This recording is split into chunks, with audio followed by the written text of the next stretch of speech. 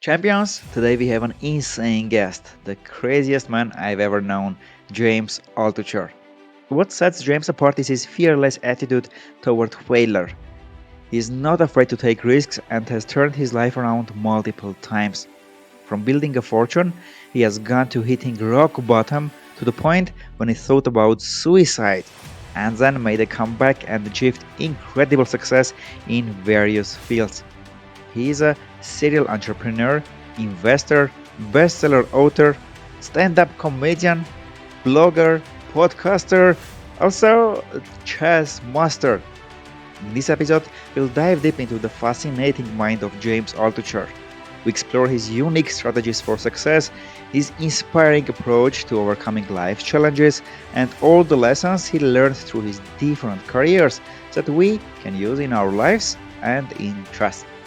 I'm also going to share with you the funny story of how, using one of his strategies, I got him as my mentor and more things that I have never shared before. Get ready to be inspired and amazed by a man who is never afraid to think and do things differently. Let's go. Avo, I'm sure you did a great intro, but I want to say I almost feel like you are mentoring me on life more than anything you said in the intro, since I haven't heard the intro, which is true. Like you have so much, you have so much life advice intermixed with the chess advice that it's had an impact. Wow, thank you very, very much, James. This means a lot to me because myself, you are one of the few people from whom I learned a lot, and I can't wait to share with the audience. So it's a lot for me to hear such words. And James, this is my first time that I have been interviewed by someone, and now I'm interviewing him. So thank you very much for coming here. Oh no, I am happy to. I'm excited for your podcast. Uh, James, mm, you told me you don't click the publish button if you are not afraid, and you don't go to talk on stages unless you are afraid. Don't you go to podcast unless you are afraid too? Well, in each podcast, I want to make sure, and I don't really, when I go on a podcast, I don't know what questions are going to be asked, and I don't know what I'm going to say. I don't really prepare to go on a podcast, someone else's podcast. But as I'm talking, I always try to think, am I saying something new for me? Otherwise, people can listen to old podcasts I've done. Like I always, when you're, as you know, when you're a writer, when you or any kind of content creator, you have to think about, am I is it worth it for people to listen to this or read this or pay attention to this, because they have so many choices of what to pay attention to. So that's why when I'm writing or doing public speaking, I never hit publish or I never go on stage unless there's something in me that's a little nervous. Oh, what are people going to think of me after they listen to this or hear this? Or what are people going, or what if people disagree with me? So I'm always a little bit nervous because that tells me I'm saying something new or something interesting. Got it. So I'm asking lots of questions to you during our calls, but this time I will do a little bit differently. When I was preparing for this interview, I felt like, wow, during this 6.5 year, I've learned so much from James that can be applied in both chess and in life. And chess players and listeners should hear some of his biggest advice. So I tried to come up with the biggest thing I have learned from you that can be in chess and in mindset. So I will try to put all of your bright thoughts in one episode here so that chess players can implement in their chess and in life. If you don't mind, I'm going No, to blender you, squeeze your knowledge that can be helpful for the chess players. I don't mind at all because I often forget what I've written. Like, it's like one thing you said in your brand new course on saving lost positions is that you quoted someone saying, when you sweep the room, when you clean the room, it's not like the room is clean forever. You have to clean it again and again and again. Like often when I have written my books or I'm writing some article, I am recalling things I learned from some part of my life, but I have to remind myself often because sometimes the same problems come up more than once, and it's not like you're perfect after you go through something and survive it and then write about it, and then it's not like in your brain and life forever. You have to keep reminding yourself. Or sometimes people will quote me back my book, and I say, I said that. I got to reread that right now because I need that. So I'm everybody going is to flawed. I'm going today to bring you to the point where I will tell you something and you will be like, "Oh, did I say that?" But All right, good. before we get before we get there, I want to start, from where many people and we chess players also, yeah, we are having down periods, very bad tournaments in a row, few games in a row, or even if it's not chess, just in life, down period. And you were in such periods often. How many times you became a millionaire? Four, right? Yeah, maybe even more than that, where I made a lot of money and I was never like interested. I never had money as a kid. I was never really interested in going out and building a business, but it just sort of the first time it sort of happened by accident, which is a weird thing to say. And then I made a lot of money and I lost everything, and I could go more into that later. But then it happened to me again and again where I would build businesses, make a lot, and then lose everything. And there's three skills to money: making it, which is skill number one, keeping it, and growing it. And for a long time, I couldn't keep it. I didn't have that skill to keep it, and it really is so painful. And you're right; it's kind of like, in a weird way, it's kind of like when you have a tournament and you lose all 8 games or something that probably has never happened to you in your life, but has happened to me many times. And that's also incredibly painful. You put in all this work, and you feel like, what am I doing? Like, what was all this work for? And everybody says, oh, it's the process, not the end, or it's the journey, not the finish line. And that's true, but in the moment, it's impossible to remember that. It never feels good. You can't say, well, cheer up, it's the process. Like, no, it's not. Like, right then, it's the fact that you lost, whether it's money or a partner or a tournament. Like, the loss is the biggest thing in your brain. Welcome back to that. What's the weights? Try to come back, and no matter how painful it is, try to continue. Uh, my question is here about how many times you try to do suicide? Once or twice? Uh, Definitely, in terms of thinking about it, there were periods where, like, every day, but uh, I don't know, like, many times, Many because times. it's So what. tell me about your daily practice which saved you. I think this is some of the biggest things I have learned from you. These daily practices that you are going to share hopefully soon, and Yeah, how much I think it can apply it in our daily lives. I think it's incredible. Please share that part, and tell also it's how did you come? How did you invent that? yeah. I don't. Well, I'll describe it, and then it's not like, I'm the first. Like, it almost sounds overly simplistic, but I think when you're in a really down moment, like I was so depressed the first time I lost money. I built up a business. Again, it was almost by accident. It was like in the beginning of the web days, and many companies didn't even have websites. This is like 30 years ago or 25 years ago, and I built many websites for many big companies that never had websites before. So, American Express, or many entertainment companies in the U.S., very famous entertainment companies in the U.S. I built their first websites, and then I sold that company at the peak of the internet boom and made generational wealth. Like, for my family would never have to worry. And then I think I thought, oh, I did this, so I'm a smart person, so I can do anything. And so I started investing this money. And again, this is like a long time ago. And I lost everything. I didn't know anything about really how to properly invest. And because that was a completely separate skill from business skill. And I still was just even a beginner at business. I was kind of lucky. I was building an internet business during the biggest business boom in history. And so I made all this money, and then I lost millions and millions of dollars. And I got so broke. I lost the house I had bought. I basically lost my family. I lost everything.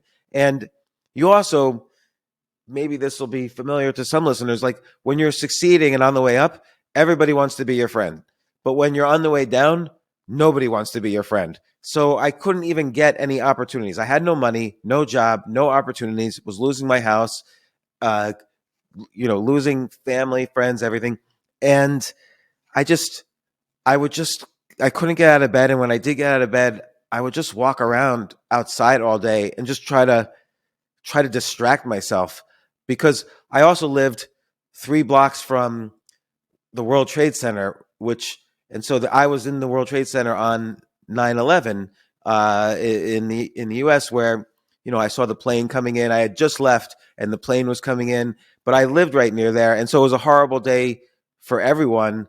And but also, and this sounds not so big compared to the horror so many experienced, but because I lived so close, and I was going broke, and people weren't even allowed in the area. The area was considered a crime scene for many months afterwards. I couldn't sell this house that I was going broke on. So I had owed all this money. I was millions of dollars in debt and owed all this money, but people weren't even allowed to see the house to see if they wanted to buy it, which again, that is a small outcome compared to the many horrible outcomes so many people experienced on 9/11. It was just horrible.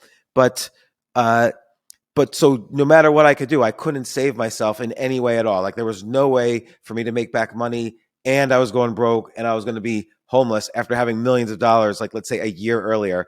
And uh,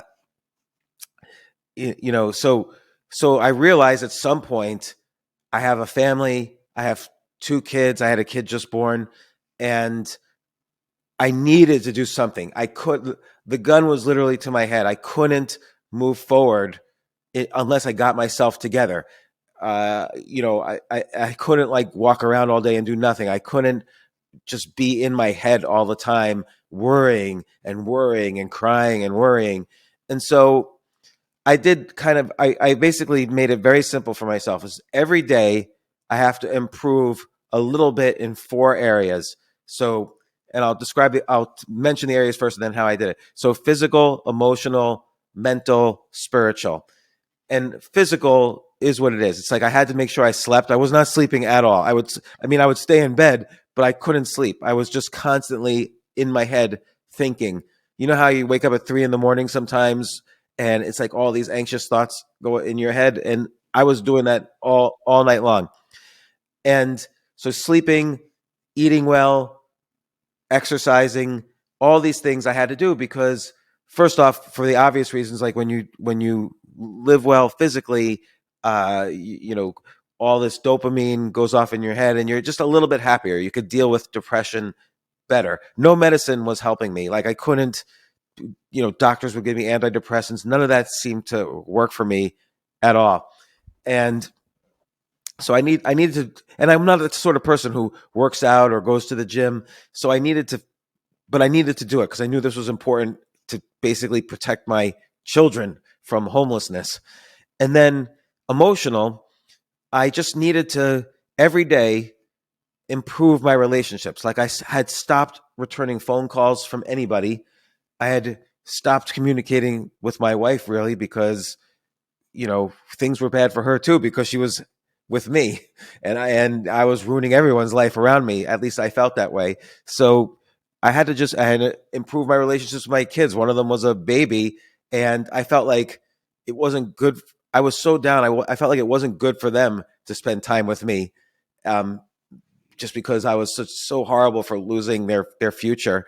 And I just had to improve my relationships a little bit every day. You can't do everything overnight. You can't suddenly go from 0 push-ups to 1,000 push-ups a day in one day or even 1 year. You just have to just do 1% a day, 1% better a day, because 1% better a day compounded is 3,800% a year. It's 37 times better per year. So So that's really, even though that doesn't quite make sense, it's really important to know that just a little bit each day really changes your life fairly quickly.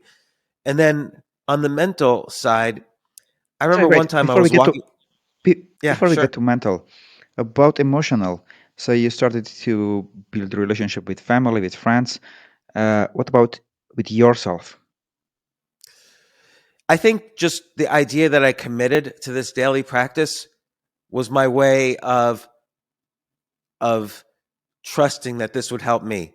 I didn't think I could help myself. I was so down and I hated myself for doing this. I thought I had won the lottery and I would never win the lottery again. And so I just thought I was hopeless. And honestly, I would Google didn't really exist then. It was Alta Vista was the search engine. I would look up on Alta Vista, how could you how could you kill yourself without getting hurt because I didn't want to have any pain. Or I would not Google, but Alta Vista. How can you kill yourself without the insurance company knowing? Because I had life insurance, but I thought that if they knew you killed yourself, the your kids wouldn't bet. They wouldn't give the money. And so I thought, in the worst case, my kids. I still had a life insurance policy that I had paid for when I had a lot of money, and I wanted my kids to benefit before they knew me because they were so young.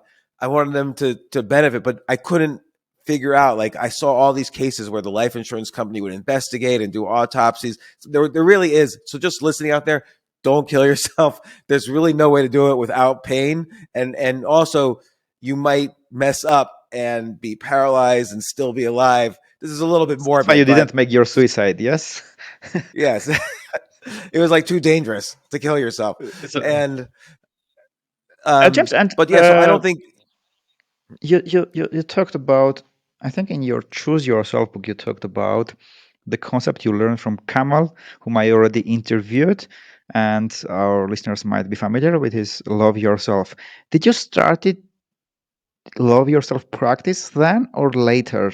When did you know Kamal and this practice? No, because I didn't know Kamal for another 8 years or 7 years after that. So Huh. Kamal, I got to know because he was reading some of my articles, and he wrote to me because he emailed me out of the blue. He had some questions about a business he was involved in, and I really, I when we get to the mental, you'll see I like really work hard when people ask me questions like that. So I sent him all these ideas for his business. I didn't know him Okay, at got all. it. Got it. And then, Let's go to mental. yeah, Let's go to mental. yeah. But so mainly emotional part with yourself, you just started a little bit more respect to you that you are committed to come back, right? Yeah, and I was committed to doing this practice with the idea that hopefully it would help me ultimately. And Got it. and it was surprising. Well, I'll tell the results in a second, but so with the mental, it was really about learning and creativity. So instead of just being depressed for myself all the time, I started. I found. I went to this restaurant supplies store and I saw this box of waiters pads. You know, the little pads that waiters use when they take your order in a restaurant. Yep. And so I bought this box of 100 waiters pads for like $10, and I started every day in the morning. The first thing I would do is I'd go have a coffee and I'd write down 10 ideas. So I wrote 10 ideas for myself every day. And I remember the first list of ideas I wanted to write a book, How to Beat Your Friends at Every Game in the Universe. So I had every game I could think of and tips to win. So I don't know if you have Scrabble. Have you ever played Scrabble? Do you know that game? Uh, Not much, but I have learned about it once we talked about it. Then I checked it out. But I remember clearly your advice in Monopoly. Oh yeah, Monopoly. I had Monopoly in there, and how you have to land on like the orange properties, New York Avenue, Orange and so properties, on. because And, in Orange properties it's hot. So what was in Orange? St. James Place, New York Avenue. I forgot the other one, Tennessee Place or You Tennessee get there Avenue. because 7 is the Oh, most because common dice, it was, right? right, and so the square that people land on the most in Monopoly is the jail, because there's you not only can land on the jail from dice, but there are two cards that say go to jail immediately, and there's another square that says go to jail immediately. So there's 4 different ways to go to jail, and then 7 is the most common dice roll, and that puts you right in the middle of the orange properties. So if you own Okay, hotels listeners. there, So, then everyone's paying rent. if even if you don't learn anything from today's episode, anything from for your chess or life, at least you will know how to beat your friend at Monopoly. You will crush at Monopoly if you just build hotels as quickly as possible on Monopoly. Oh, here's another technique. Don't build hotels, just do houses, because when the set runs out of houses, the rule is nobody else could build houses. So use all the houses and never convert to a hotel. Anyway, that's getting a little too technical.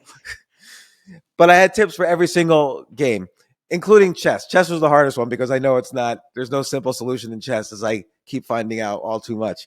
But uh, but anyway, I would come up with these 10 ideas a day, and I was getting really excited.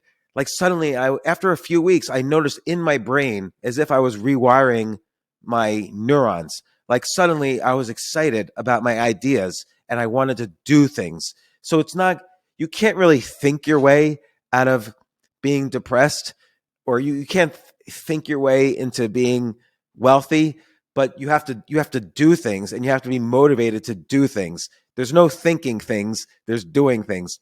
And so when I was writing these ideas down, suddenly I had to carve out room in my day to do some of the ideas that I actually wanted to do. And so I was getting just excited again about things I was creating. And by the way, when you're writing these ideas a day, the idea is you're not going to come up with good ideas. Otherwise, you would have thousands of good ideas a year.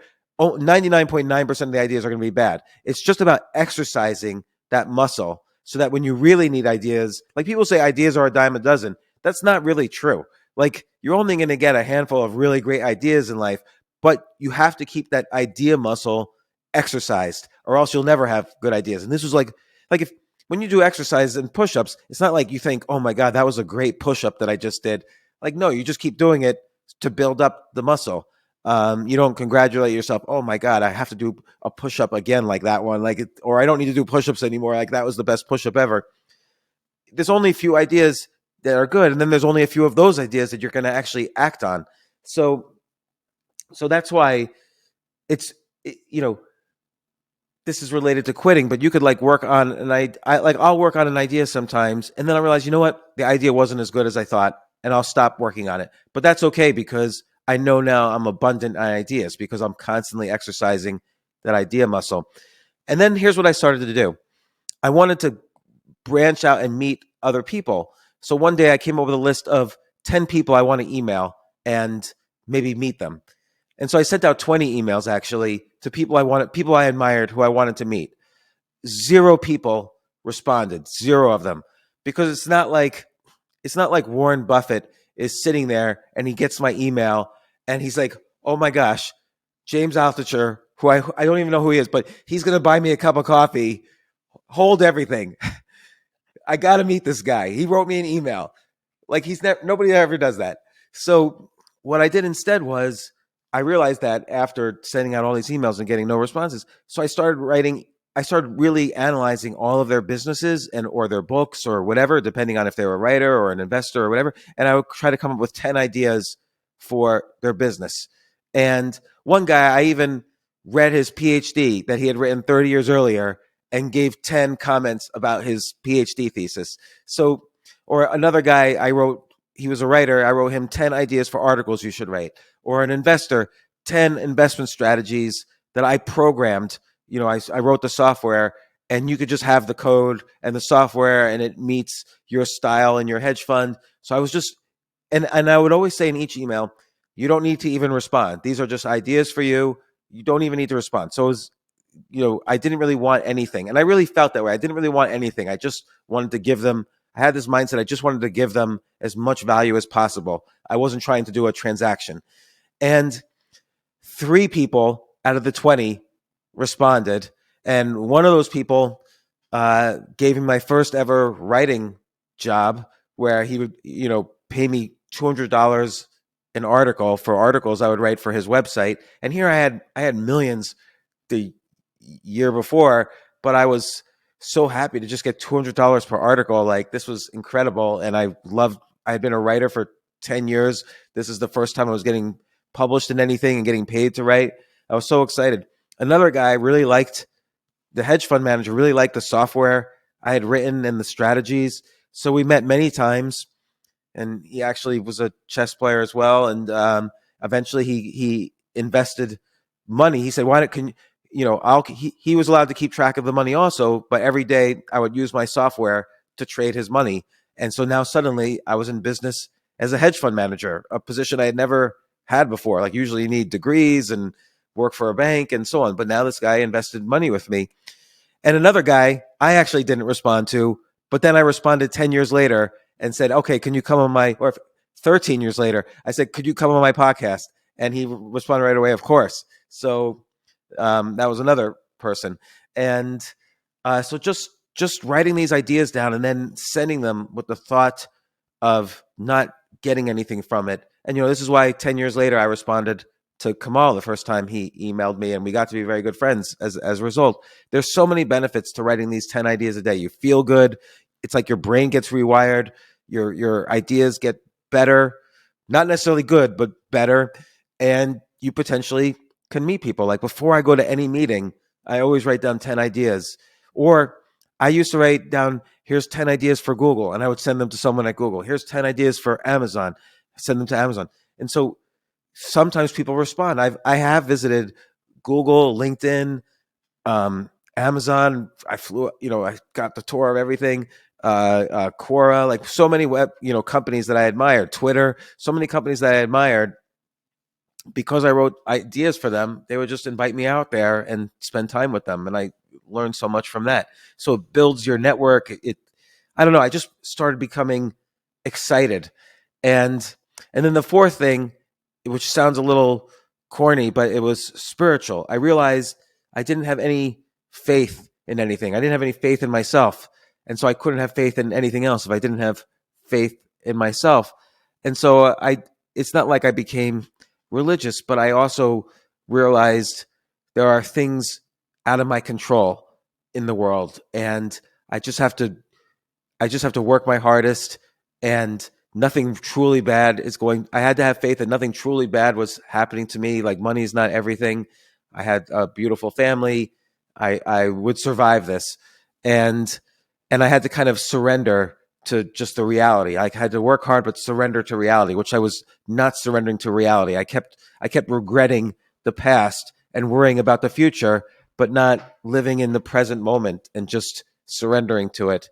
I kept time traveling, and uh, this ultimately, all of these things together is like saved me, where I started getting really excited about the world again for the first time, and I stopped thinking about what's the best way to kill myself.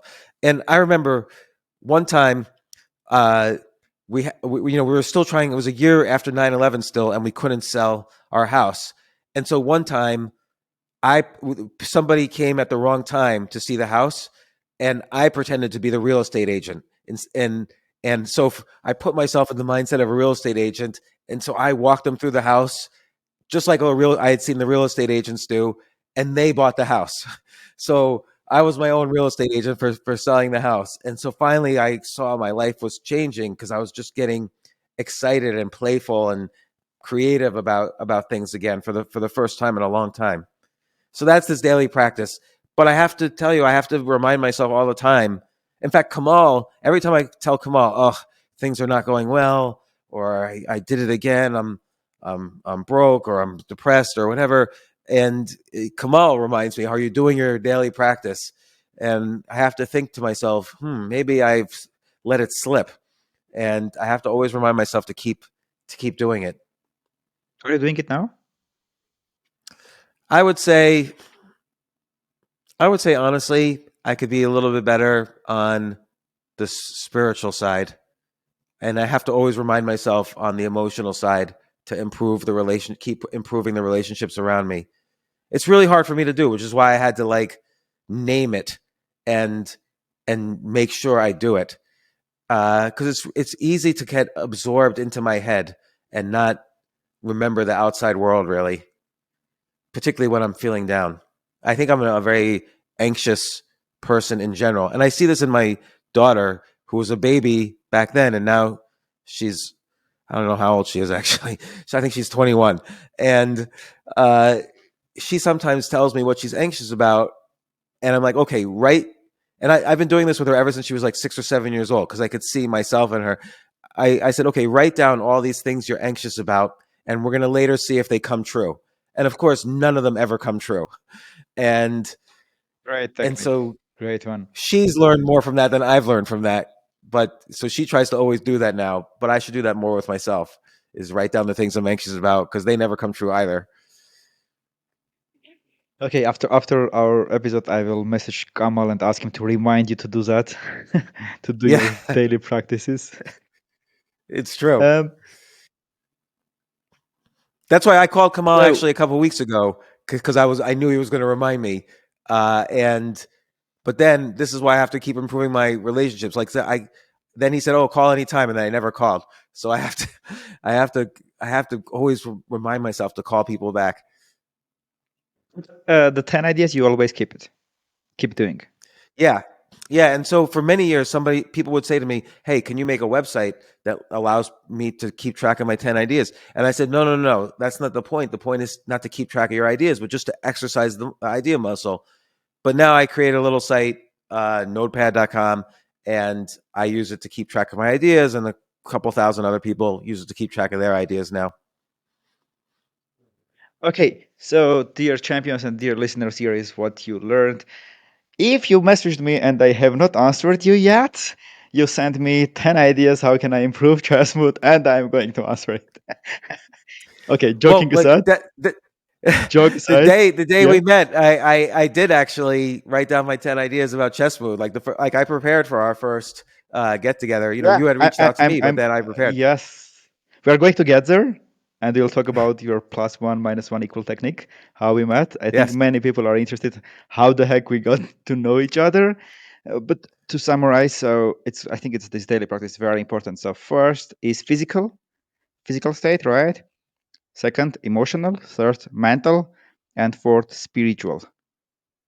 Correct? Yeah, and I would say, by the way, I was at least 3 out of 4 of those I was never good at. So the physical, I never really worked out or cared about my sleep or diet or whatever. The emotional, it's really hard for me to kind of maintain contact with people and keep up improving my relationships. And the spiritual side, I never really had thought of before at all. And mental, I was always kind of a creative person, but I had stopped being creative. So just a simple 10 ideas a day, 10 bad ideas a day forced me to be creative. If I made sure I did it every day, even days where I really did not want to do it, I forced myself to do it. But that was the only part where I was maybe okay at it. Where everything else I had to sort of learn. And that saved my life. Like that saved everything. And the 1% a day aspect made me good at these things. Although, like I said, occasionally I have to remind myself to keep doing it. You're never a finished product. There is never a point until the day you die where you're finished being human. And I think the problem with making money is sometimes you think, "Oh my gosh, I did it.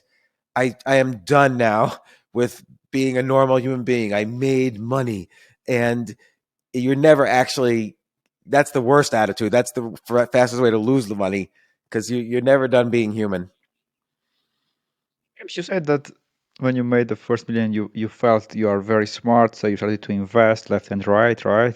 And later I found in your books, and you told me also that now how you try to invest in companies is to try to find a company where the founder is smarter than you and there is an investor who is smarter than you. So it changed for you.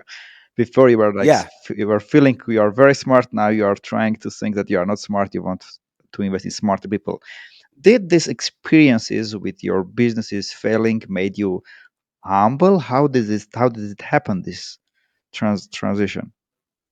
Yeah. And this happened more than once. So it was multiple experiences where I realized, you know, every time I made a decision off of my personal beliefs or intelligence or whatever, it was pretty much wrong all the time. And so I really had to take a step back and say, well, why is that happening and what can I do better? Because I eventually I guess because I had lost all this money as an investor, I immersed myself in investing and read every book I could find and learned from everybody I could find. And I really realized, for me at least, the key strategy was to know a lot of people and learn from the people smarter than me, and only invest when someone smarter than me is investing, or like you said, the CEO, or really the most important thing is that someone smarter than me is investing, because I know they did better work than me, they did more due diligence than me, and I don't need to know anything about the company other than that they are investing, and I'm going to follow them. And that turned out to be the best strategy. I remember one time some company wanted to meet me, but I had already known that this company was no good. But I also know how stupid I am. And so I took another person with me, and I said to this guy, no matter no matter what happens in the meeting, after the meeting, I'm going to tell you, I think this is probably a better company than I initially thought. And you have to tell me, James, you cannot invest in this company. So I told him in advance what I was going to say after the meeting, and he should remind me everything I said before the meeting. And that's exactly what happened. I said, after we left the meeting, I said, I might have been wrong about this company. They actually seem pretty good. And he said, James, you cannot invest. It is a bad company. You can't invest. And he was right. And that company is a zero now. So I didn't invest in that. And I'm glad I told him to remind me of that. Because I believe everything everyone tells me. Like, you could sell me anything, and I'll believe it. So it was hard for me. If somebody is like very, enthusiastic and knows their business, I get very impressed very easily. And so I was just making investing decisions based on my own weaknesses. And I couldn't allow that to happen anymore because I needed to make a living.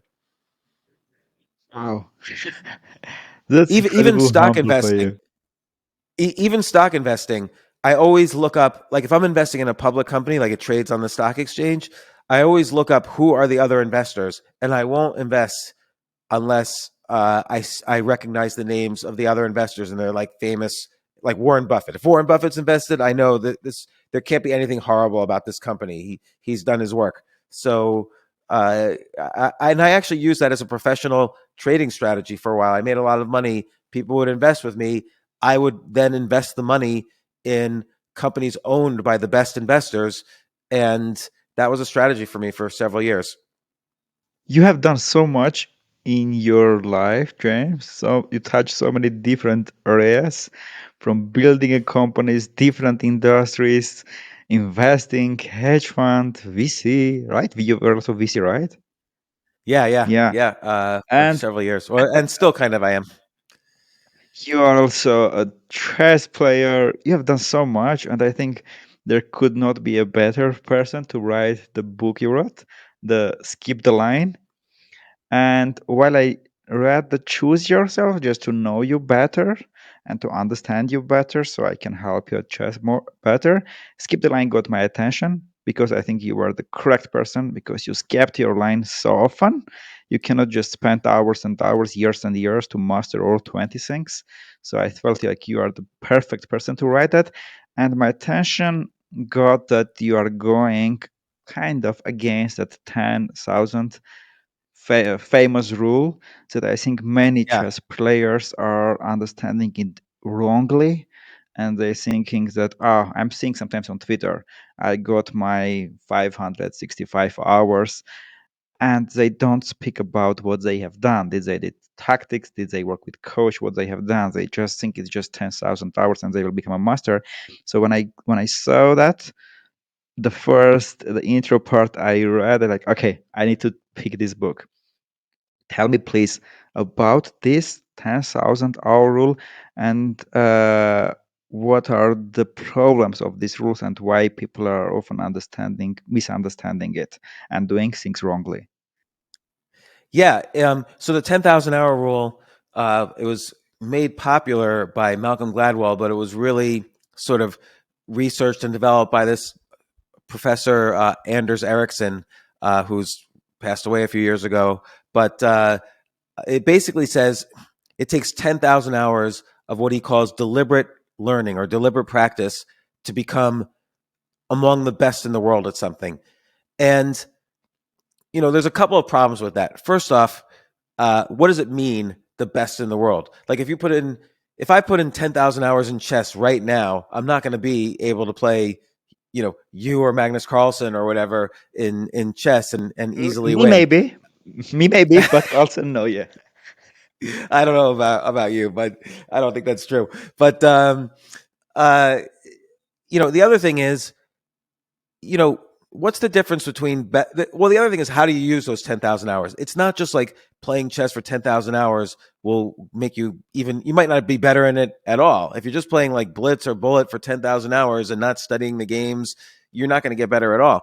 So it's 10,000 hours of deliberate practice, which means you do something, a coach goes over it, and then you repeat the same activity. A coach goes over it, and you keep doing and getting feedback, and then doing again, and getting feedback and doing again. So, like if you're playing a piece on the piano, you play the piece, the coach adjusts your fingers or says, do this, then you play the same piece again and again and again and again. In chess, it's very hard to do that because even though you're doing tactics or playing a game, you're not playing the same game twice. You're not doing the same tactics twice. So, although Anders Ericsson did a lot of studies on chess players, and in fact, I was in some of those studies. I was part of the research while he was developing this when I was a grad student 30 years ago. But chess might not be as applicable to chess, which has like a lot of creativity and a lot of there's a lot of different skills that are involved in chess. But one thing though that was interesting, I was the study I was a part of. It was amateurs, 2200s and 2500s that they were studying, and they would look at you would look at an image for let's say 10 seconds, 60 seconds, 2 minutes, and then you would have to reconstruct the chess position. So you would look at this chess position for 10 seconds, and grandmasters could reconstruct it in 70% of the time. A grandmaster could look at a chess position for 10 seconds and then reconstruct it, almost perfect, like 70% of the time. Let's say masters, 2200s, were like 40% of the time, and amateurs, beginners couldn't do it at all. But what's interesting is then if you show a chessboard with a position where the pieces are put randomly on the board, they're not from a game, the grandmasters were no different than the beginners. So what he proves there is that it wasn't that the grandmasters have a much better memory than the beginners. Otherwise, they would be better even if it was a random position. But the grandmasters, because they had put in the 10,000 hours, they had more what he calls chunks in their brain. So, the king's castle. So that means all the pieces look like this. The bishop's fianchetto. So that means the other bishop's there. There's an isolated queen's pawn. So they know more things about chess that allow them to they don't have to remember all 64 squares. They remember a few themes, and they could put together the whole board. So that was interesting. But my whole idea was, there's always things you can do to speed up this 10,000 hours. Like, let's say you study chess, but you never study openings. Oh, well, imagine if you had just studied a few openings, your win rate would increase a lot. Same thing with endgames. Same thing with studying tactics. So there's always ways to skip the line. So, I was a writer, and when you write a book, a lot of people think, I have to go through a publisher. Like there's publishers in the U.S. like Random House or Simon and Schuster. I have to go through a publisher and then publish my book. I can't publish my book unless I have a publisher. Well, this is just simply not true. So there was a period in my life where I had already written and published a couple of books with the mainstream publisher, but I didn't like it. You have to wait years. First off, someone has to read your book and like it. Then some group has to meet at the publisher and say, this guy's book is good. We'll buy it. And then it takes another year and a half before they publish it. And then they probably don't do a good job marketing it because that's not what they do. So when Amazon started doing self-publishing, I realized, I could I could write a book in a weekend even, upload it, and I can make a paperback, hardcover, audiobook, Kindle, and now it's published. And I don't have to wait years anymore. And I would say my best-selling book, Choose Yourself, even though I had published with many publishers already at that point, that book is my only book to sell over 1 million copies, and I had completely self-published it. But I did it. I hired a designer, I hired an editor. I really treated it as if it was a professional published book, but I published it and on Amazon. And that's the way I skip the line often with publishing. Or another time, I shot a bunch of videos. A friend of mine shot videos based on that book, Choose Yourself, but we couldn't get any TV company to buy the series. It was a whole series about Choose Yourself. So I asked myself, well, I could upload books to Amazon.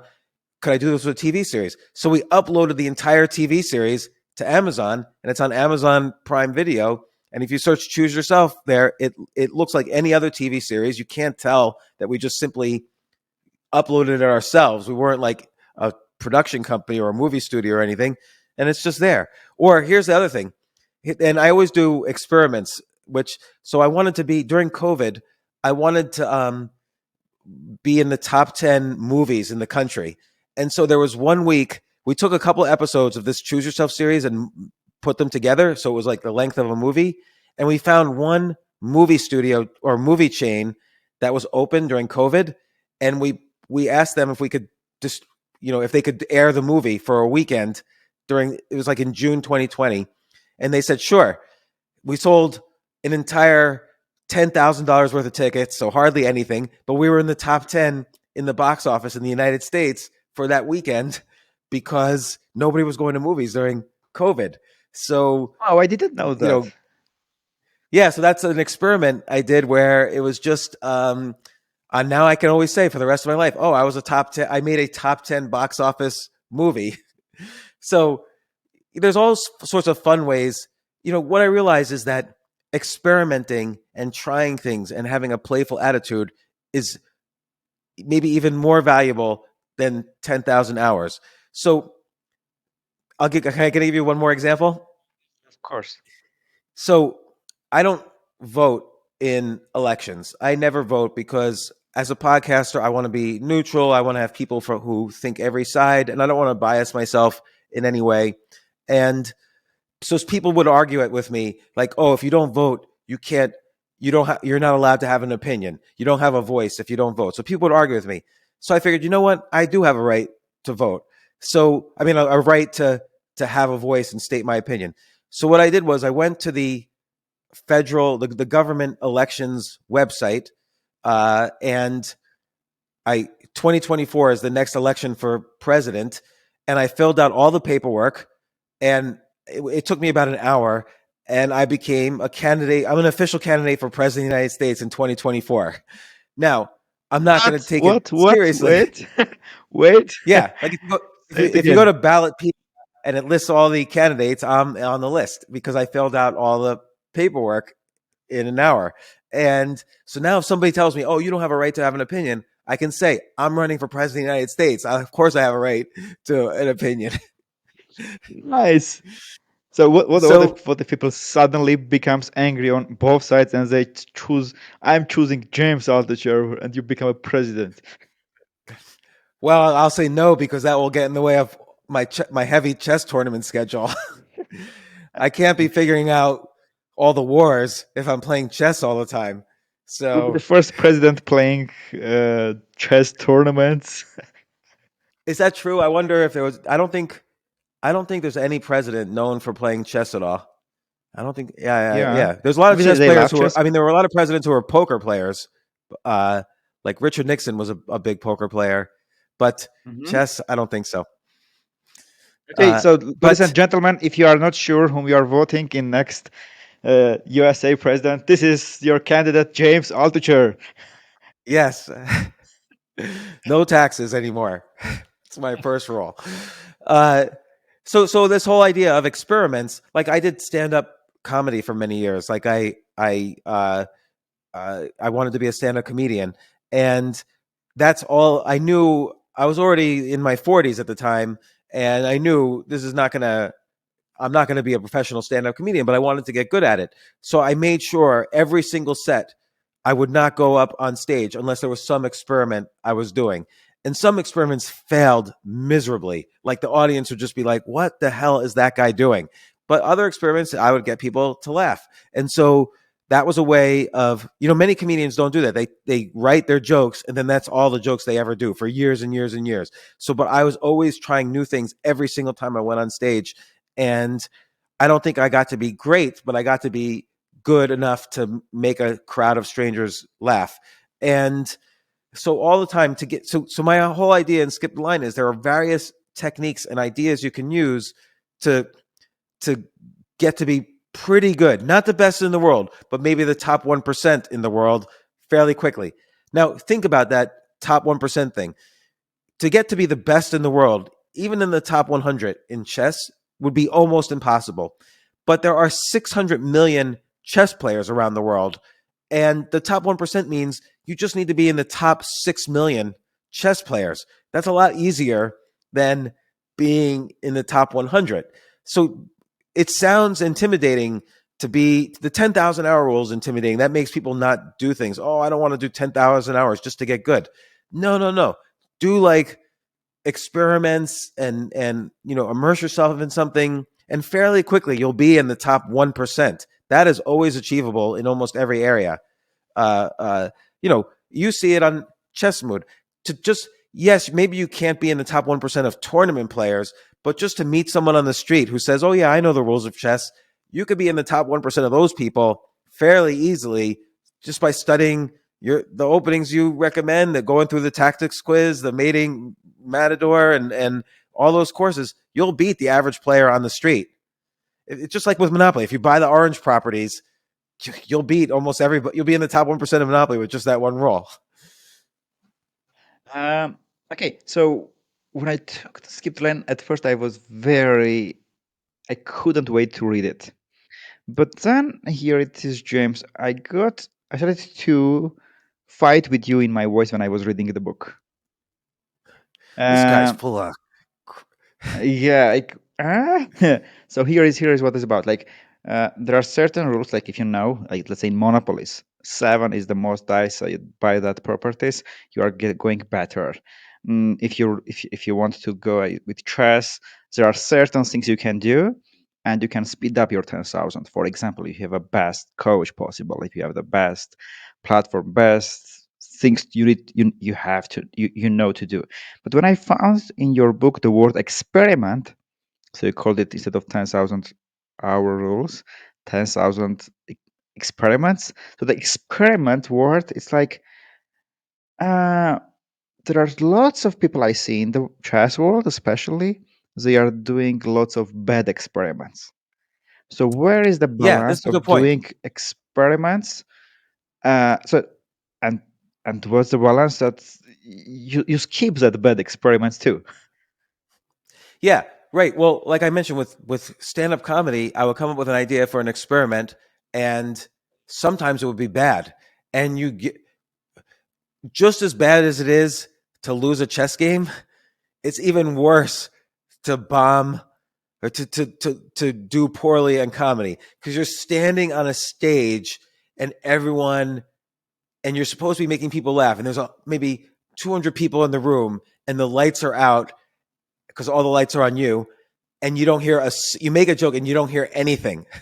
Like that just feels like you walk home and you just it feels so horrible. Like, oh, people just hate me. It's not that they didn't even laugh to be polite. Like they just hate it. They wanted me off the stage, and so it's hard in those times to do. Like one time, I went on a New York City subway and I wanted to practice. I did an experiment.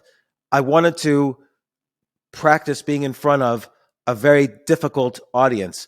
So I went on the subway, which is the underground train in New York City, and I would do stand up comedy during when people were going home from work on the subway. So on the subway, so nobody wanted to listen to me. Like it was just nobody. They're tired from work. They're going home. The last thing is they want some guy, standing in the middle of the subway telling, okay, mediocre jokes. And but I did it over and over to get good at that type of audience. That's an example of an experiment. It's like you isolate something you're bad at and you figure out how to experiment to quickly get much better at it. So because I couldn't get on stage 50 times in a day, every subway stop I would switch cars. So I had a brand new audience every 3 minutes. And that was an experiment I did to very quickly get good at something I was weak at. And so sometimes that could be the experiment. You also have to risk failure with every experiment. The nature of an experiment is that most experiments fail. So Thomas Edison invented the light bulb, but he experimented 10,000 times before he had the right light bulb. And somebody asked him, "How does it feel to fail almost 10,000 times?" And he said, "On the contrary, I learned how to not make a light bulb 10,000 times." So it changes your relationship with failure to do these experiments. The whole idea of an experiment is you have a theory and then you test your theory, and the theory most likely will not work. And so most experiments are going to have bad results. But for me in chess, for instance, like I use for the first years I played chess until I hit in the United States 2200, I only played D4, pawn to queen 4. That was the only opening I ever did. I never once in a tournament played pawn to king 4. And then 25 years later, I'm trying to come back. I switched everything to pawn to king 4, and I've learned so much. And that's at first I viewed it as an experiment, but I learned so much more about just chess in general because you get different. I didn't realize how different the positions were that you get from pawn to king 4 than pawn to queen 4. Like I actually had to learn about chess to play pawn to king 4, and it was an experiment that worked out. Like my online rating has gone up huge since I first started this comeback, and um, like my lows when I first started, which was a couple of years ago with this comeback, my lows were in the 1800s, but now I'm occasionally 2300, but back in the 2200s on Lichess and chess.com. And but I had to do all these experiments to kind of skip the line a little bit. Um, okay, so somebody is listening to you and saying, "Oh, experiment," and there are already people that, without listening, you are doing this. Here is few absurd things I've heard. I've seen someone saying 1 year he will not do anything else than just doing tactics. He will not play even. That's absurd for the professional chess player or a coach. I have seen a person who is doing this. He's saying 1 year he will do just study openings, another year he will study middle game, the third year he will study end games, and the fourth year he will start playing. As a professional coach, it's absurd. It should be always study, practice, fix together. So these people are losing lots of years experimenting wrong things. How they should avoid these experiments? Because if just believing in 10,000 hour rules, they can do wrong things because they just count the hours instead of deliberate and the best practices. Here they can do bad experiments. So how you can skip the bad experiments? This is what one thought I Well, was thinking about. Can you skip the line of 10,000 experiments? well, okay, that's a great question because I don't think you really need 10,000 experiments to be in the top 1% in the world at something. Sometimes you need very few experiments, but what you're talking about there is a really bad process and not like those. It's not just they're experimenting. What you're saying is the bad experiment they're doing is never playing, but that's not really an experiment.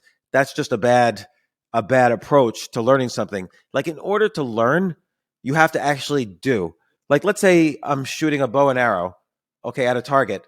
I could read all I want about bows and arrows, but unless I actually pull the bow and shoot the arrow, I'll never know if I'm where I'm at, like how close to the target I'm getting. And You have to, that and one it's what I said earlier about ideas. I absolutely understand, and I'm sure many listeners understand that you need to do. But some people is experimenting. What if I don't practice? So how they skip these bad experiments? Okay, the other thing that's very important uh, is that you absolutely 100%, no matter what field it is, you need a coach. So, and that coach could be a real coach where that you meet them and you talk to them and so on. It could be a virtual coach where you commit yourself to studying their ideas and learning from their life and learning from their experiences or going to their website and watching videos and so on. It could be someone from the past that you admire. Like let's say someone admires Jose Capablanca, study all his games and so on. But that's not as good as having a real coach. And a real coach is going to say a real coach will guide you away from bad experiments.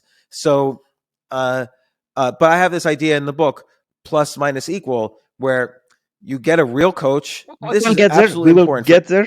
We will yeah. get there. Plus minus. Don't All don't right. open the card. We'll I get won't, there. I won't break, It's I won't important. break your flow. This is what you said, James.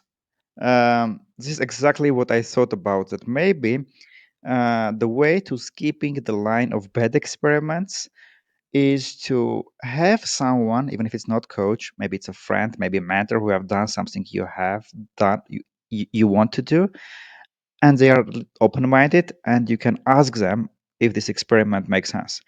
Just to make an example, so you were experimenting to becoming a better stand-up comedian, and you are going to Subway and doing experiment by trying to do stand-up there. If you ask that to some of your favorite comedians, they would probably approve your idea of experiment, and they would say, yes, you can do that, right? And the same way, if these chess players who are practicing, experimenting, not practicing, if they ask to someone, some good coach, they might say it's bad experiment, don't do that. So this is exactly what I wanted to hear, that if you have an open-minded coach who has open-minded and not just right, yes, no, but is open to experiments, that can be a huge step forward. Yeah, absolutely. Because again, it's like with me with investing. If I had just done it all by myself all the time, I would just, I would never ever succeed at all. But it was by studying the approaches of people better than me, and also talking to people better than me. Like that's how I realized where I should experiment, how I should experiment. I had to learn in an area how to experiment. And with comedy, I was fortunate. I am fortunate to have a podcast also. So I would just ask all my favorite comedians on my podcast. And while they thought I was interviewing them, I was really just asking for myself questions like, should I try this? Should I try this? Should I try this? How did you do it? And that was a podcast is a great way to skip the line, because you get to have people on who they're happy to be on your podcast and interviewed and promote their tour or whatever, if it's in the comedy space. But I was just getting the knowledge from all the best comedians in the world, how they did it. And that was a huge thing for me to figure out what to experiment in. And again, writing the 10 ideas a day down every day gives me lots of ideas for experiments I could do. But yeah, it's possible. You just don't want to get into a trap, because an experiment should be fast. And if they say, and everything you do is kind of an experiment. So if someone says, "Oh, I'm not going to play chess for a year while I study tactics," that's a year-long experiment. That's obvious. That's not going to be a good experiment. It's not really an experiment when you're doing something for a year. It has to be like a day or very quickly that they experiment on something. Oh, I'm going to try to play this variation. Short, yeah, should be cost shouldn't be much. Yeah, like I'm gonna play this opening today and see how it goes, and then go to my coach with my games and see what I learned, and or not learned. Maybe the coach will say never play this opening again, and then I learn. Uh, so yeah, it's really, you're right. It's important to structure good experiments, but one of the keys is it should be cheap, it should be easy, and it should be relatively fast to do the experiment. That's why I loved the idea that of just uploading my book to Amazon. I wouldn't have to spend a year and a half working with a publisher and then publishing the book. I could write a book about Monopoly, say, and just upload it to Amazon and see if it does well. Yes, but sometimes experiment might need time. For example, somebody is a d4 London player and switch to chess mode openings. Now from that close standard positions, they are switching to the real chess, and they might have bad results the first 2 weeks, and it needs time. So how do they figure it out that, oh, it's just 1 2 days that it's going bad? It's not that experiment is failing. They should keep going. Where is how they should figure it out? I think it's difficult because sometimes, again, Thomas Edison had to try 10,000 times before his experiments succeeded on making a light bulb. And chess is hard because everyone else is, you're playing in a tournament, is working hard at it, presumably. And so, then mindset becomes important. Like, oh, I just went on stage 20 times in a row and nobody laughed. I quit forever. Like, you have to sort of say, okay, but I enjoy doing this. I love doing this. And so I want to keep doing it. Like, you don't have to, I think you have to be really comfortable with failing a lot if you're gonna learn through experiment. Because again, experiments will always create failures. And people say it's the process, not the end. And that's hard to realize when you're going through something. But like, if I lose a chess game, I'll be very disappointed.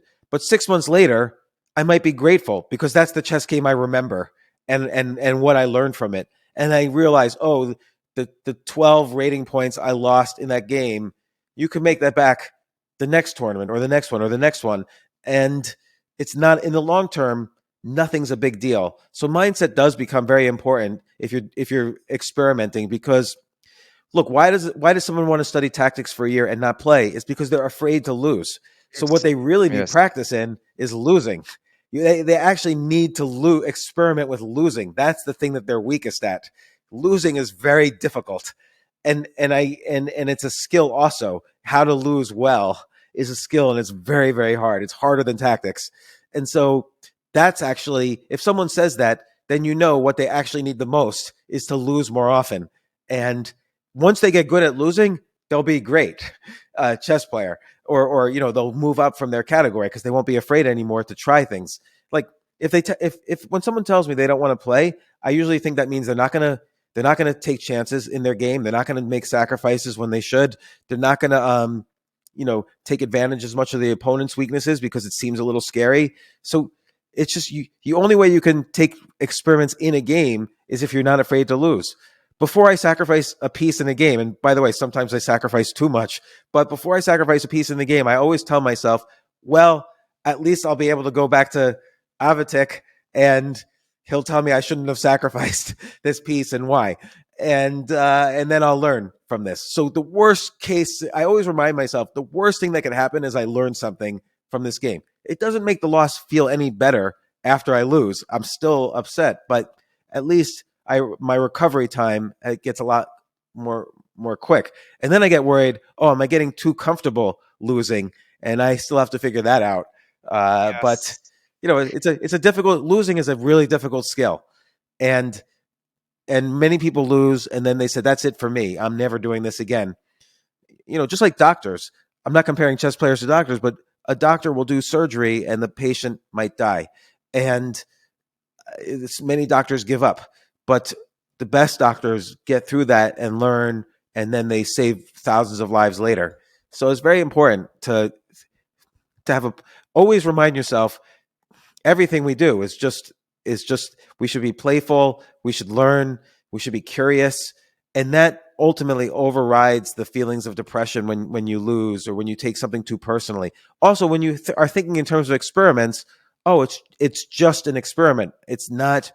It's I'm not. This is not advice for doctors, by the way. This is more for the chess players or comedians. Oh, no one's gonna die if I sacrifice this piece. I'm not gonna die if I sacrifice this piece. I'm just playing a game, or I'm just telling some jokes to a crowd that I'm never going to see again, or I'm making a small investment. I'm not risking my whole life savings. So, or if you're playing poker, oh, this is just a hand in a tournament. It's not like my whole life's work is dependent on this one hand.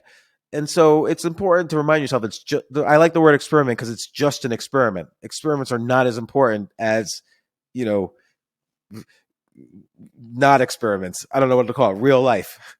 Yeah, no, absolutely agree. Um, Coming to what you wanted to tell, and I interrupted you. +1 -1 equal. Um, I think this was one of those things that you taught in the interview that you were, I think, with Lewis Howes when I was driving and listening to you. This was one of your skip the line techniques that got me very interested, and it resonates me very well. Please tell about Shamrock. What did you tell him? Yeah. How did you learn? And then probably we'll tell our champions how we met. Yeah. So by the way, when I first wrote about this technique in articles, I, you know, I forgot. I should say I forgot because I really did, but maybe I did it on purpose. I don't know. I didn't mention that I had heard this from Frank Shamrock, and then I realized this guy was the world MMA champion for like 8 years in a row. So if I ever saw him in the street, he would kill me if I don't You mention didn't him mention him. about. Yeah. So I invited him on my podcast, and then I literally got the advice from him directly. So then it was more easy for me to tell the story of meeting him and then him telling me this. And then I challenged him to a fight, but he said, nah, nah. Chess So fight or he didn't real want to fight fight? me. A real fight. Okay. But he didn't want to kill me. So so I'll tell it from his perspective. So this guy was mixed martial arts champion, like I think in the late '90s, early '00s, and in mixed martial arts, you have to know many martial arts. So how is he going to get to be black belt strength in every martial art very quickly? How is he going to skip the line? So he had a technique he called plus minus equal, which I write about in my book, and the technique is plus. The plus means find a coach. The equals mean find your peers that you're growing up with, that you share ideas and you learn from each other so you both could be better. Like I'm sure you've had that experience, like teammates in Armenia or Yeah. whatever. Training partner, You sparring grew up with them. partner. Yeah. And then you have to have a minus. So you have to teach somebody because you don't truly understand something unless you can explain it simply. And so that's really the whole concept. So every time I have to learn something, whether it's investing, comedy, writing, uh, chess, other games like poker, I always, or negotiation or any of the skills needed for business, I always find a coach or someone I could learn from and who would explain to me, oh, do this. And then he would analyze what I did and then I get better. I would always find equals. So people who are my level and we would, watch each other, like in comedy, we would watch each other's comedy sets and give feedback and support each other and propel each other along the way. And minus someone I could teach. Even if you feel you're not very good, you're better than somebody. So teach that person you're better than. And like in chess, I obviously since I was 17 years old, 18 years old, because I started relatively late. But right in the beginning, I had a coach, and I had, of course, equals, people I would play in tournaments, and then I would have minus. I would give lessons to like my dad, for instance, or my friends on my school chess team who weren't very good. I would give lessons, and even now to this day, obviously you're my coach, and I have equals many people I play in tournaments, and we exchange notes later. We go over the games and so on, and then I have a minus. I have people. The professor who threw me out of graduate school in 1991 is I've been giving him less chess lessons ever since. I And you don't are know if he's teaching him gotten any that better. and you are teaching him that h3 and a3 are the best moves, yeah, to take a revenge from him. Right, get my right. No, no, I try my best. So I don't know if I'm a very good coach, uh, but yeah, I very much believe in this plus minus equal experiment. By the way, did I ever tell you the very first person I took a lesson from was before he died, Sammy Reshevsky. So Yeah, yeah. I had a couple lessons from him. And then John Fedorowicz in the U.S. was my coach in the '90s, who got me over 2,200, and now I'm making that climb back again. And I've had a couple of coaches who are great, and now we met, and I liked your approach, and you're my coach. So now everybody Okay. knows they can look at my rating and see if I'm improving or not. Uh, okay. So now let me tell our champions how we have met. I have got this question so often, and let's make it like public. So here is how it happened. I was driving and I was listening to this crazy guy who had gone through millions so many times, who wanted to make suicide and have gone through so many things in life. I was driving and very interestingly listening to him. And then in the interview, he talked about this plus one minus one equal. and it resonated me with me so well. Did I tell you why, James? No. Okay. When I was going to Kung Fu, I was not enjoying much my group lessons. I liked more one-on-one lessons because I was always time for me was very important, and I was feeling that the 2 hours I'm going with group lessons, I'm not spending it in the most productive way. So one of the things was I was getting annoyed very often. It was this during the training, I would get a very weak sparring partner, and 30 minutes I would not learn anything. I was thinking I was not learning anything. And then once I complained to my coach, to one-on-one, and I said, "Coach, I don't want to come to group lessons. This other coach is often putting me against the weaker opponents, and 30 minutes I am not learning anything." And said, "No, you are learning. Actually, you are learning when you are teaching." And then he explained to me that often he's putting me against people who are stronger than me, so they are teaching me. Then he's putting me against people who are weaker than me, and when I think I'm not learning, actually I'm explaining me some simple concepts, and I am really learning. And then he's putting me against equal opponents. Then I felt, oh, okay, now I understood. So when I heard what you said in the interview, it resonated with me so well. The importance of having plus one, minus one equal, and I love the concept so much. So when I came back to my to office, the first thing I did, I went to Twitter to find you and to write you. This is my approach, as you were writing to people. I didn't know then your 10 idea experiments. If I knew, maybe I would say, "Hey, James, here are 10 ideas about how you can improve your blog or do better something." But then I came and said, "Oh, this is exactly what I need. I love this guy. He seems very, very smart, and I have lots of things to learn from him. So I want such plus one. Oh, he loves chess and he's interested in becoming better. Maybe he needs me as a plus one. Let's message him."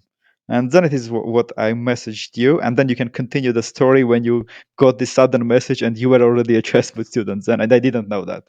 Well, yeah, I had already been a regular user of Chess Mood, and I really also, I'm like, oh, this guy's a good writer. Also, like I've been writing for 30 years, so I really appreciate that your blog Thank you. was different than the average chess blog, and you're a very good writer. And so I was a regular user of Chessmood. Like I was already going through a lot of the openings courses and some of the end game courses and middle game courses, and that's why I was so surprised to see your email. I thought actually your email initially, I thought it was, oh, he has a new blog out, because you send out emails when you have a new blog out to people who are Chessmood students. And then I saw it was directly from you to me, and I'm like, oh, this is fun. I'm gonna get to talk to him. And of course, then we arranged the meeting and we talked about business for several hours, and we talked about chess for several hours, and have been doing that ever since. And I find the best things in life usually work like that. Like when you are committed to a path, then adventures naturally happen along that path. Like for me, talking with you and now working with you, isn't it part of the adventure of this path that I'm on? Because I was already, what a coincidence, I was already reading your blog and looking at your stuff, and now you write me. So that's like, now it's another adventure on this journey. And that's kind of the fun thing about doing these experiments and trying things and saying yes to, hey, can you meet? Like, is that you have adventures that surprise and delight you, and you learn from. And I think when people are down or depressed, they stay inside themselves. They don't say yes. They don't go outside themselves. Maybe they just play bullet. Like I know when I'm in life, when I've been most depressed in my life, I usually just play bullet chess since I was 18 years old. If I'm depressed, I'm playing bullet all night long, every night. I'm escaping from relationships, from work, from money. And I think, kind of in a weird way, that's how my chess journey started this time. So I was having a bad time with, I had written something that a lot of people didn't like, and I was just having a bad time dealing with it. Like I really, an unusually bad time dealing with it. I didn't know really what to do. And I think I escaped a little bit, and I started playing bullet chess like all day long. This was like in 2021. And I and my wife was getting upset at me, like, why are you playing bullet? Why are you just playing chess? And I'm like, oh, you could sit in the office with me while I'm playing. We could spend time together. I'm not going to sit in your office and watch you play bullet chess all night long. Like, that's crazy. So eventually I decided either I'm going to sink into this and just not get out, or I need to actually learn and be disciplined about it and not just play 1 minute chess all night long. And I would play thousands of games of chess. I would play one. I look at my streak on Lead Chess on my on the account I use then, and I had like a playing streak of 70 hours one time where I must have just played with All 70 hours bullet, without yeah. sleeping. Yeah, all bullet. Please And I wasn't even that good at bullet. tell us how destructive it was. Otherwise, I will delete and edit all this part about bullet.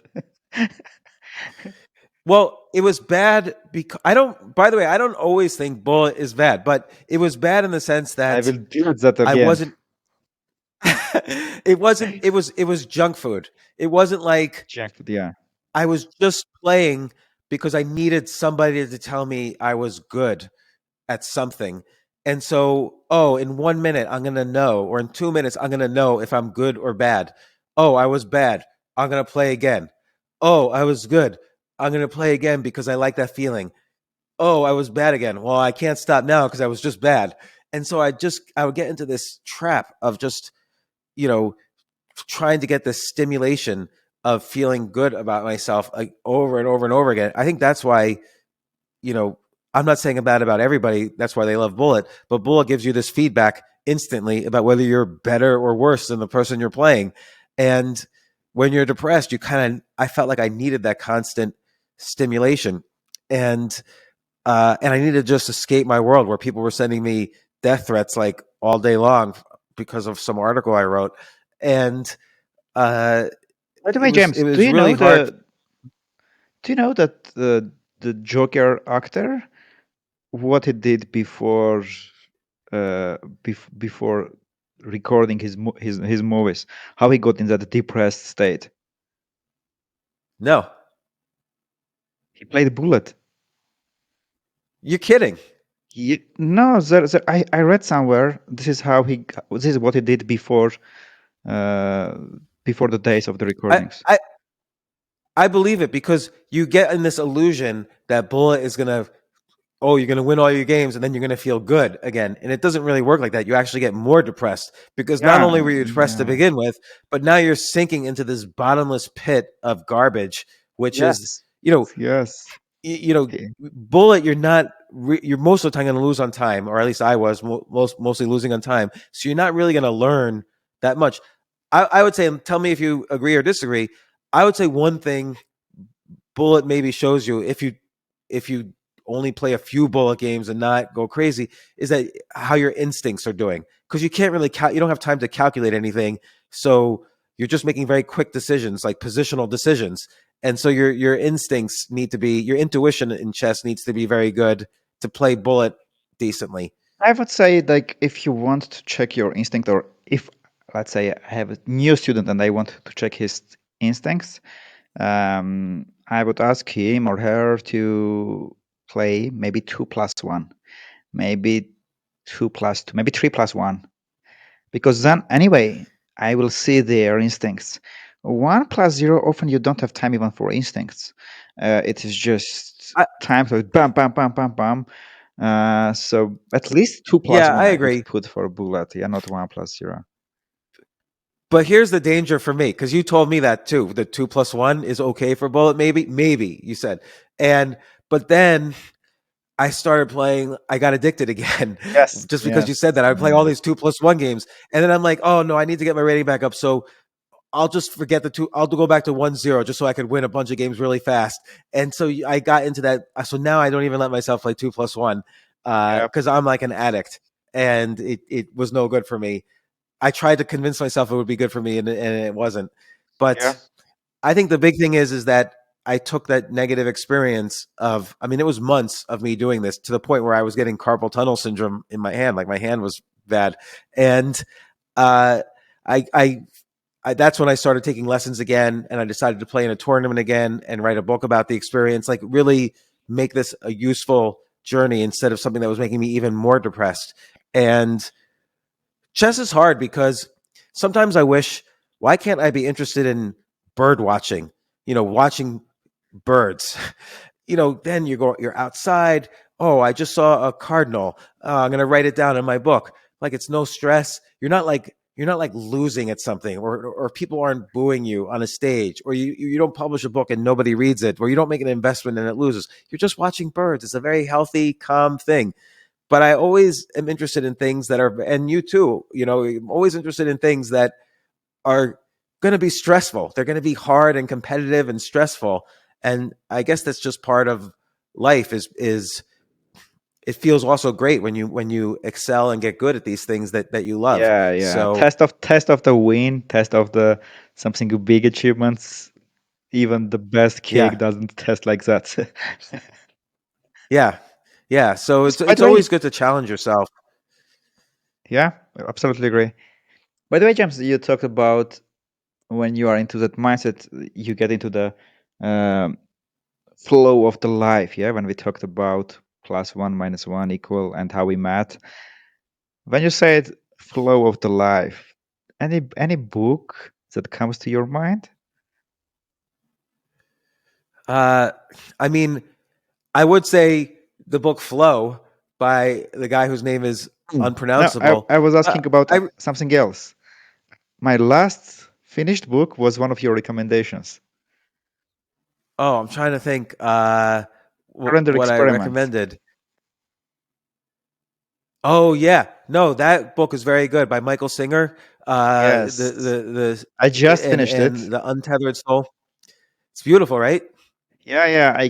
As you said, yeah, too, because when you are getting into that flow of the life and you are open to see opportunities, you are open to see open doors, and to say yes to correct ones. It's incredible where the life can take you.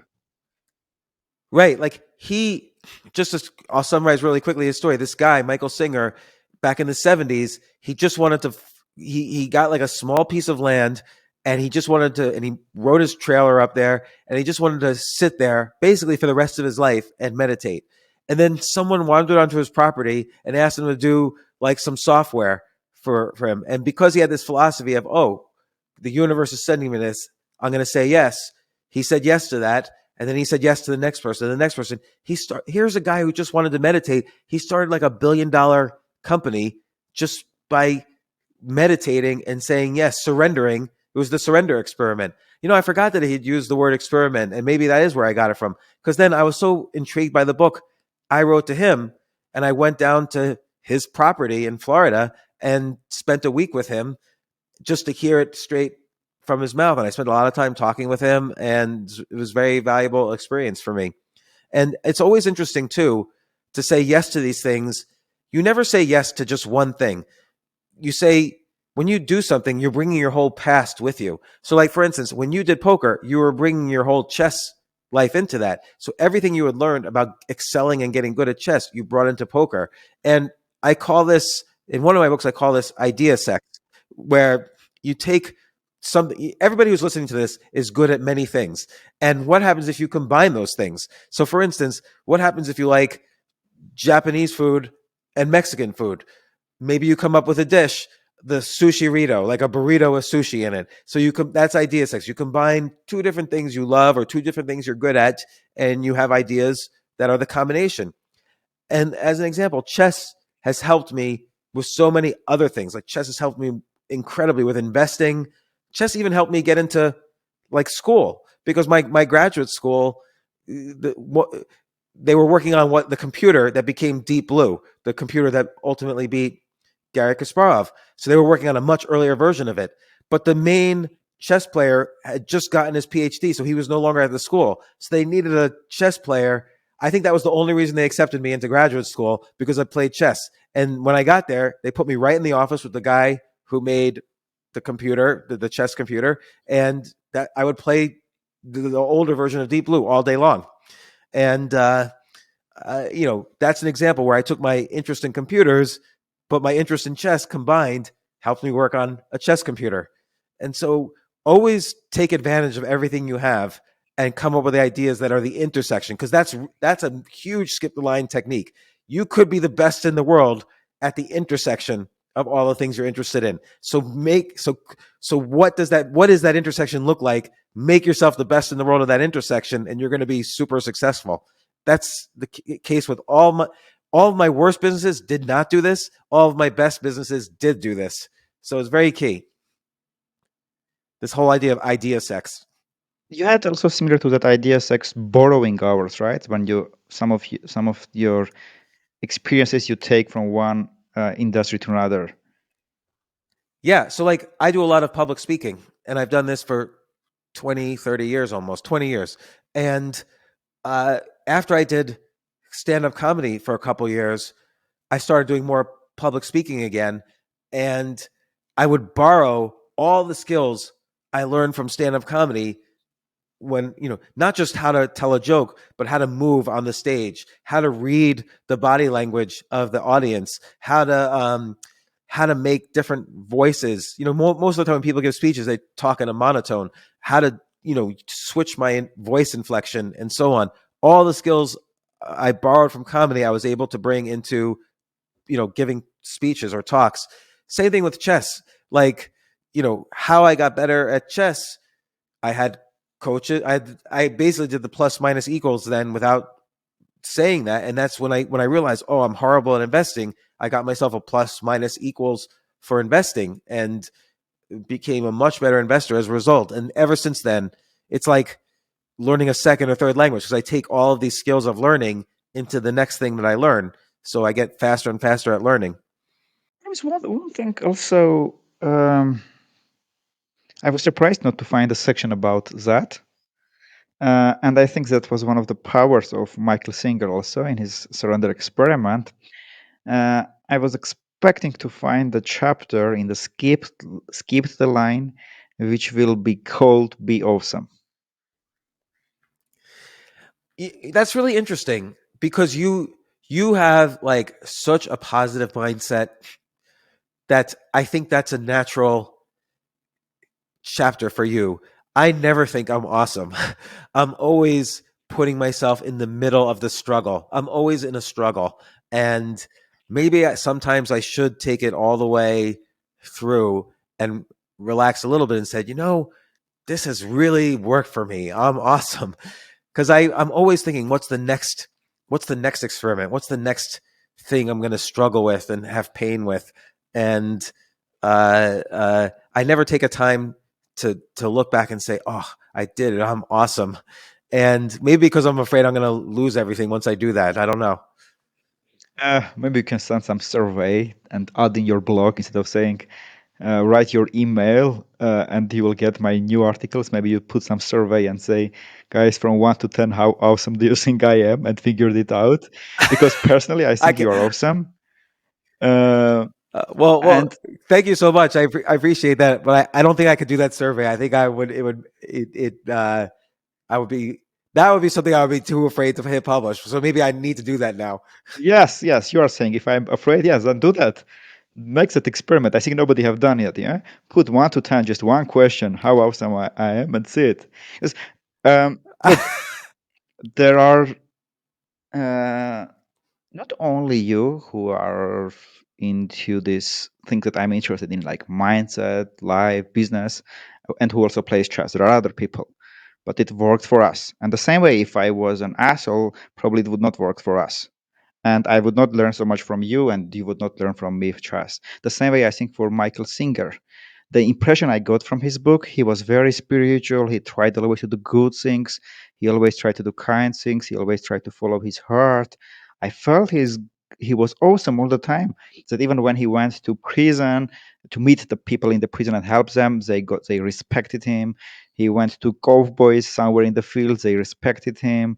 I felt it's not just it was open to life flows, but his awesomeness was taking to him to good places. So I felt this be awesome is a skip the line technique which you didn't include. Yeah, you're really right. Like I like the closest I get to it is is like what I said earlier about I feel like I'm on an exciting journey by surrendering and saying yeah, by basically doing Michael Singer's surrender experiment. Like that's a key part of the spiritual is always everyday surrendering. And it's interesting because I had this experience lately where, I was asked to speak at this conference, the Norway Summit, but it was organized by the Norway chess people. So we were all in the same hotel. The people speaking in the conference and attending the conference, and all the best chess players in the world, including Magnus, Hikaru, and so on, because they were playing in the Norway chess tournament at the exact same time. And I got to watch their games just like 2 feet from them and talk to them and learn from them. And I was the people at the Norway conference don't know this, but I was going to say no, and they had kept emailing me like, "Are you coming? Are you coming? Like, where are you? Why aren't you responding?" And I was just nervous to tell them, "Oh, I'm not going. I'm sorry," because I didn't want to. I just didn't want to go. I initially was like, "Oh, it's a big trip. I'm not going to do it. I'm just going to stay at my desk and do what I do all the time." And my wife said, "No, you have to be out there. You have to say yes. And how are you going to have your adventures, your journey? Think about the book you're writing about this." And she was right. I was not surrendering. This was like this amazing adventure that they were asking me to be like. Why were they asking me? It's because they knew I was on this journey, and so I wasn't surrendering. And so she was right. I said yes, and it was a phenomenal, like, best experience, like, to go to this thing. And you encouraged me as well, like, oh, do this while you're there. And I try to do all those things, and it was just an amazing part of this journey, this adventure. And I think saying yes creates these adventures for you. And I wrote a book about saying no. I wrote a book called The Power of No, but saying yes is a much more powerful tool. I think you need to write another book saying yes, and then another book how to find the balance. Yeah, it's key finding a balance. But like in improv comedy, so there's many kinds of comedy, right? There's stand-up comedy where you go on a stage and make jokes, and then there's improv comedy where you're in a group and someone gives you a premise, and you always have to say, you can't say no to any premise. You always have to say and yes, to every premise. Like, you have to go along with it, and I wasn't quite doing that. I had stopped doing that with my life, and I said yes to Norway, and I'm very happy that I did it. Sure, yeah, And watch that's the just it. other. Like, on the like, life itself is this journey, and even though I have all these books that I wrote, I only wrote books about things that I was really hard for me to learn. So this daily practice was hard for me to do because I wasn't used to it. I wrote a book, The Power of No, because I was very bad at saying no. Like, I was not responding to the Norway people's emails. For it's very hard for me to say no, and and like just like it's lately, it's been hard for me to get out of my house and get out of my head and say yes to things as well. So, going to Norway was in part relearning that. Um, we are talking about the outcomes and when you're doing some things. And this question I will ask for you for chess. When you play chess, do you think about the outcome? Yeah, and I catch myself, and this kills me every time. I'll be winning a game, and then I'll say, "Boy, this is going to be great when I win this," and I show Avatek, and I use that new strategy we talked about, or that new opening we talked about, and he told me to watch the video on the bishop pair, and now I'm using my bishop pair to win this game, and I'll catch myself, and I'll say, "Shit, I'm about to lose this game," because I just thought that thought. And like, you can't think about what I mean. You could aim for the win, and you could say, "Oh, I'm in a winning position," but you can't start fantasizing, "Oh, I won this, and I'm going to show everybody this game, and blah blah blah," or my rating's going to go up 20 points if I win this game, and I'm going to brag about it. And you can't think about those types of outcomes when you just have to put your head down and be on the journey. So, So what you I should do? mean, if I have a bigger, Did you detach yourself from the go ahead. outcome? Can you do that? You have to detach yourself from the outcome. And like, for instance, much better for me in a game is to think to myself, okay, I'm doing my best. I'm trying my best. I'm in a good position. And whether I win or lose, I'm still going to try very hard to win. But whether I win or lose, this is going to, there's meaning behind this. Like, I'm either going to learn, or this is going to give me a story to talk about in the book I write about this comeback journey 25 years after I stopped playing tournament chess. And so there's a bigger meaning. Why am I doing this? Why am I playing, you know, spending so much time playing in these tournaments, playing chess? I had to I have to have a bigger meaning. Otherwise, you get just too caught up in, oh, I'm going to gain 16 rating points, and that's sort of meaningless. But when you have meaning, it gives you drive to do your best. And you have to catch I have to catch myself. Oh, I can't wait to, you know, talk about this game to my friends and other people, and so on. Like that has no meaning. It's meaningless. And then it's a thought that doesn't help me win the game. Usually I lose those games. I'm thinking of one specific game I lost a few weeks ago, and I was a piece up, and I remember specifically thinking, I can't wait to show Avatek this game, and then I lost the game. Yeah. And now I'm dreading showing you the game, even though I know we're going to go over the game the next lesson. You overall you are having you think, yeah, about outcome when you play, yeah. You cannot really touch yourself really. I remember every time I'm seeing your videos you are sending me, it's always, oh, I won the first game, oh, at the end of the session I won 4, lost 2, okay, I'm good. So you are thinking, yeah, about the outcome still. Yeah, I think you're right. I think detachment. Look, and that's part of surrendering. Detachment is a very important part. But by the way, you can't say something's an experiment if you're tied to the outcome. I mean, that's a big problem in science. For instance, people have a theory and they think their theories are facts before they really experiment, because they get attached to their theories and think that's the truth. So I think when you're playing a game, every move you're trying something, and you really have to either detach yourself, or part of detaching yourself is having that bigger why. Like, why am I doing this? Viktor Frankl has this great book, Man's Search for Meaning. Now, he wasn't talking about a chess game, he was talking about the Holocaust, but so it's completely different things. But with everything you do, there has to be like a bigger meaning. Like, oh, I'm not in the gym to hurt myself every day. I'm in the gym so I live a healthier, longer life. Or I'm not, the same thing with your relationships, with the food you eat. Why am I writing these 10 ideas a day down? Not so I can have a good idea today, but just so I get to be more creative in general. And even this journey for chess for me, I've had to remind myself over and over again. Everybody told me it was impossible that someone, I'm 55 years old, someone in their 50s could start something he gave up 25 years ago and get good again. Not a single person has told me this is possible, except for you and maybe my wife, and so on. So I have a bigger meaning to this. Like, what am I discovering about myself in this journey? Is had to I've had to reform my life in a lot of ways to get good at chess. And this journey has become very meaningful to me, regardless of what happens at the end. Even though I'm committed to seeing it through, regardless of whether I get back to my old rating, which is really ultimately not that important, it's improving me as a human going through this process. uh, I think this is a journey you are taking. It's a must to take, and you have to do that, and I'm happy to have part in this, because over and over I'm seeing students, lots of Erasmus students, who are telling that now they are 50 plus, it's tough for them to uh, grow further.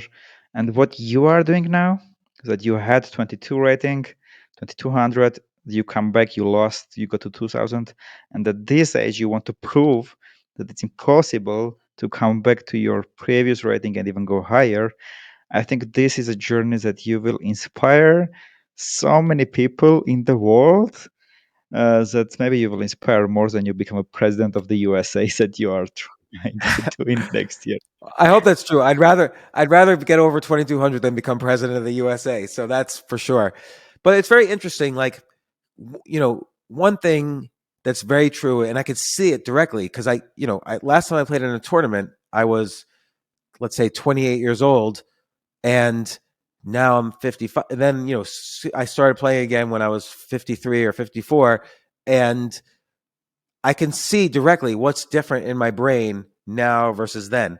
Like, it's weird. Like, my memory is not as good, and my calculation is not as good, but I feel I know more. I've learned more about chess than then. I didn't know anything. I would just use tactics and memorize openings. That's my only preparation then. Now my preparation is more well-rounded, and it's because the brain is maybe wiser, or maybe it does better pattern recognition, and memory and things like that are down. But the other thing is, and I had this conversation actually with Magnus's coach, Peter Listen. Nielsen, last week, is that, and we've talked about this too, the chess world itself has gotten a lot better. So, I might already be better than I was, uh, but the chess world's gotten even more better. So like to be 2200 now is a lot different than being 2200 in the 90s. So really, my goal is not just to get back to where I was, but to get even improve so I could attain my old rating. Because, like every generation is better than the generation before in chess because of new openings, new ideas, new study techniques. There was no chess mood when I was a kid. I had to learn from I only had one book about the King's Indian, Geller's book about the King's Indian, and I would just go over it and over and over it. But I had no computer to tell me what the latest games were, or how a great coach who would do videos about the opening, so I really understand the ideas. I didn't know any of the ideas except f5, f4, g5, g4, sack the bishop on h3, checkmate. It's the only idea I know. And if you got me out of that idea, I lost the game. So Oh, everything's changed. So it's a battle in many ways. yeah. Well, I'm agree with Nielsen that the chess world got improved. I think the same happens in every industry. I remember in the poker when I Yeah, just got there, uh, people were playing very badly, and it was that time when people were producing books, courses, and some of my friends told me that you had to be here 10 years earlier, then you would be a millionaire. But now you are late. because And everyone's now like there wasn't such thing as like optimal. What's it called? Like optimal gameplay in poker. I forgot. There's like a name for it. There GTO, was they called no. it. Yeah, Yeah, there was not such there things. wasn't such a thing. Like, and also people didn't really play No Limit as much when I played a lot in 1999. I played a lot of poker. Like I played 365 straight days every night, including the night my first child was born. They didn't let me in the they weren't going to let me in the club, but everybody was knocked out. Wife and baby were knocked out from the delivery, so I went to go play poker that night. But uh, uh, then I just read a few books, and you would play and hopefully get better.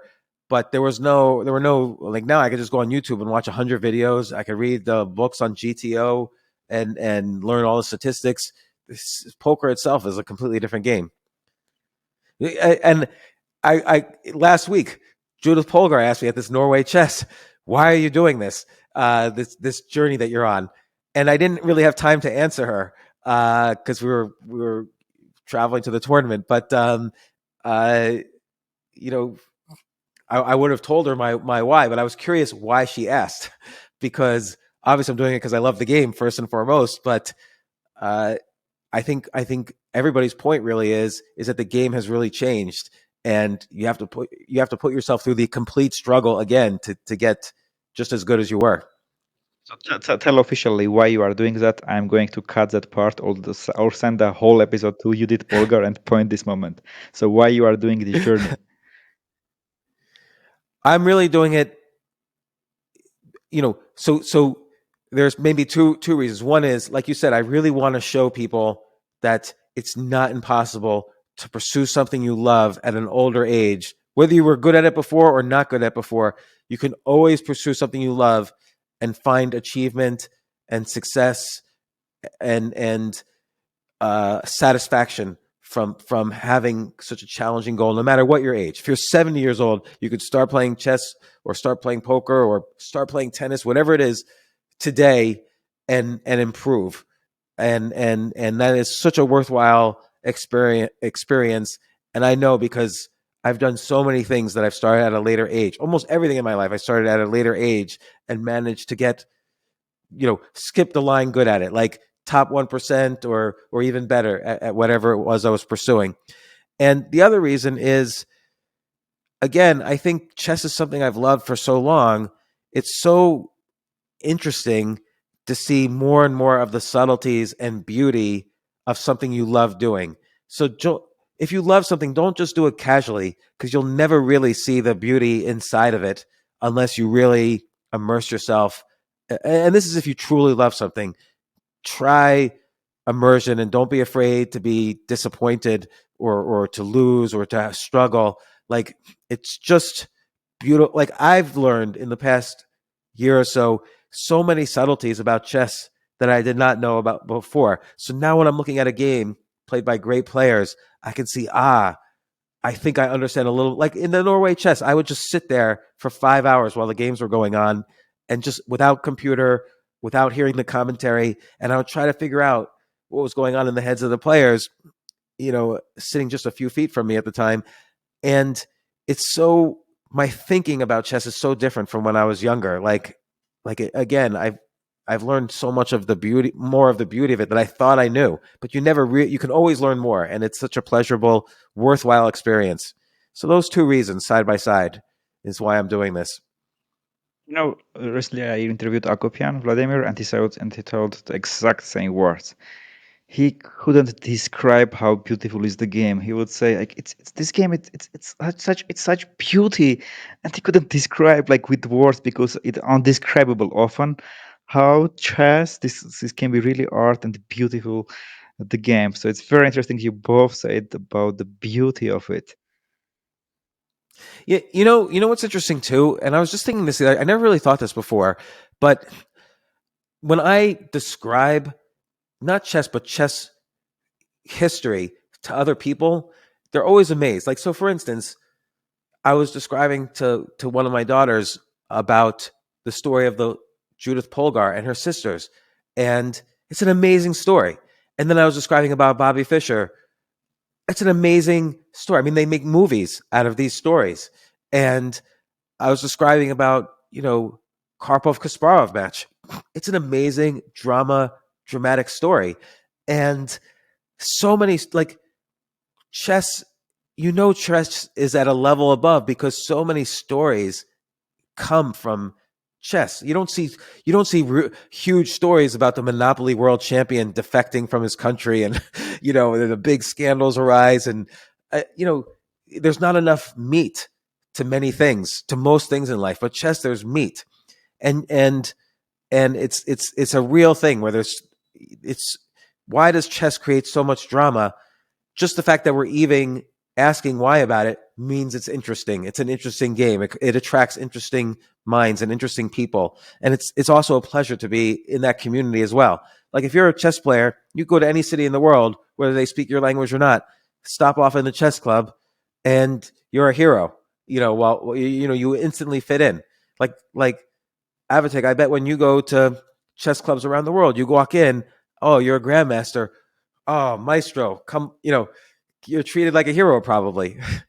I never done it. I did it few times. One I entered as a like someone I just learned to play chess, and once in the Norway tournament I entered there as a DJ, and I beat the Jordan team. They wanted to kill me. I ran from there before telling that it was just a joke. I'm grandmaster, but I absolutely understand what do I mean. Yeah, it's true. Just connects together. I'm absolutely agree.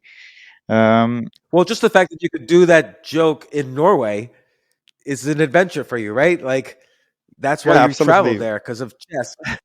You've been all over the world because of chess. It's an adventure. It's a Yep. worthwhile thing. Yep. True. Um, James, before I ask you the last question, so here is one thing. I'm sure many people are jealous for me that I am talking to you often, and they would also want to connect with you and maybe offer you some help. Maybe they will send you 10 I ideas. need it all the time. Yes, maybe they will send you 10 ideas, or they will help you, uh, try to help you in chess or somewhere else, how they can find you and what's the way they should try to connect with you. Well, they don't need to send me 10 ideas, but they could just email me, altucher@gmail.com. As you've heard in this podcast, sometimes I'm slow at responding to emails, but that's my email address. And that's really it. Or you can listen to my podcast, but you should listen to Avatek's podcast instead. And yeah, Altucher at Yours best. gmail.com. Email me anytime. And you're not active on Twitter? Yeah, I'm on Twitter, J Altucher, and I used to do Q and A's on Twitter every Thursday. I did that for 6 or 7 years, every Thursday without a break. But I'm not as active on Twitter as I used to be. Although I check Twitter every day, I'm not as active. And your blog, yes, that many, including me and our previous guest Kamal, thinks that it's the best blog ever. Yeah, that's just jamesaltucher.com. And I appreciate you and Kamal saying that. And Kamal, And who's been on your podcast, he's been a friend for a really long time. And I appreciate both you guys saying that. hopefully, once people go to your website, instead of saying, write your email, here is my, and join my newsletter, they will see 1 to 10 how awesome I am, and they will mark you. Well, oh yeah, I'm now that I'm afraid of doing it. Now as you know, you tricked me because once I feel afraid to do something, that means I have to do it. So now I'm really afraid to do that, and you tricked me into doing it. I realized you did that on purpose. It's a very schemy. You got to scheme, Yeah. but now I have to do that. One time, I I did an article where I titled it with my phone number, and my wife at the time said, "You can't publish this. It's your phone number. Like everybody in the world is going to call you." So I'm like, I don't know. I wrote it already, and she's like, "No, you can't do it." So now I'm like afraid to do it. So I had to hit publish, and that I turned the ringer on my phone off. I had like 400 phone calls by the morning. I still get phone calls from that article I wrote in like 2012, but Now, but yeah, it's worth it. It's worth it to experiment. now I will try to make this episode very famous and try to make it viral. So you get so many emails because you gave your email, so you change your email address. No, it's just my last name. I can't change it to anything else. So unless I change my last name. So By the way, James, when you said that I tricked you, do you know for chess player who is the most unpleasant opponent? no. You mean a name or what they No. do? It's the most unpleasant opponent for any chess player is their coach, because coach knows their weaknesses Ah. and they can manipulate the positions where they are weak. So yeah, I tricked you. Now you have to change your website and put mark how awesome I am. Every coach I've ever had, I always think, what would I do if I had to play this person in a tournament? And so I always try to prepare a secret repertoire just for playing the coach. I haven't yet figured that out with you though. So that really is the reason is why I couldn't succeed at that. But I think the key is is discipline, like that plus minus equals technique, having a coach and staying disciplined. So the difference between me before having a coach and now is I would play bullet all day until I finally decided I need a coach, and then just staying very disciplined. Like, you tell me don't play more than 6 to 9 games a day total, and then I take those games and I go through chess base and you know study the game, have questions, then we go over them. So it's a very disciplined approach to playing, disciplined approach to studying. There's a lot more discipline involved. And also, if you're improving, every part of your life has to be improving. You can't like sacrifice the rest of your life just to improve at chess. Like you have to become a better person to be great at something. And that's the benefits of improving at anything that's worthwhile in life. And I think those two things are very important. And you have to understand also why you're doing it. Like chess is very easy to do as an escape from other things in your life. And I've ever tell you this one story.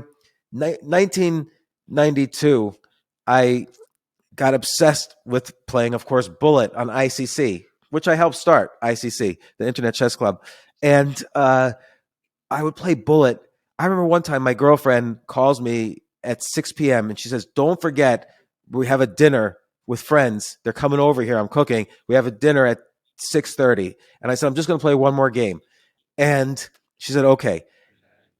I it was midnight. She's banging on my door. "Where are you?" And I couldn't take time to answer because my door, because in my office, because I was in a bullet match with this guy from Israel, Segev. I remember his name. And I played till 7 in the morning the next day. And she's as I was arriving home after playing all night without talking to her, as I arrive home, she's leaving to go to her classes. She like throws all her books at me. Because I was just like an addict, and you can't get better at something unless you really understand why you're doing it. And then, if you understand why you're doing it, then you get disciplined. You take yourself seriously. You take the activity seriously, and that's how you. That's the beginning of getting better. So that's very important. You And say then it everything else. often. I say it often during our meetings. You say respect to the game. Yes, show respect to the game to improve. Yeah, you got to show respect for the game. And for instance, playing bullet all night is very disrespectful to the game, or not taking into account your sleep, or not taking into account your diet, and not taking into account, oh, I should learn about, you know, the bishop pair or end games. You're not respecting the game if you don't study all these different aspects in a structured way.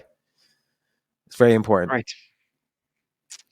Um, James, you shared so much interesting stuff, so I'm sure people who will go to your website and mark how awesome you are, there will be lots of tens.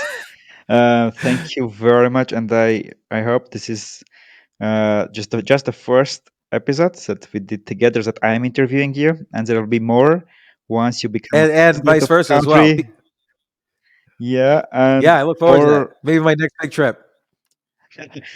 and hopefully we are going to make another episode once you made the journey, once you get your rating more than you had in your younger age, before or after your book comes up. Then it's another episode we have to make, so please do that, and I'll be there to help you. Yes, absolutely. And I appreciate everything, Avatek. I appreciate all of this. And thanks for having me on the podcast. And thanks for coming on my podcast. And hopefully we do this many more times. Thank you.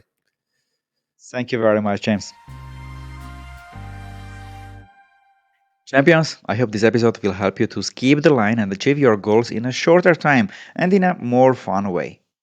To learn more about James' unique approach to life, I'll highly recommend checking out at least these two of his many books, Choose Yourself and Skip the Line.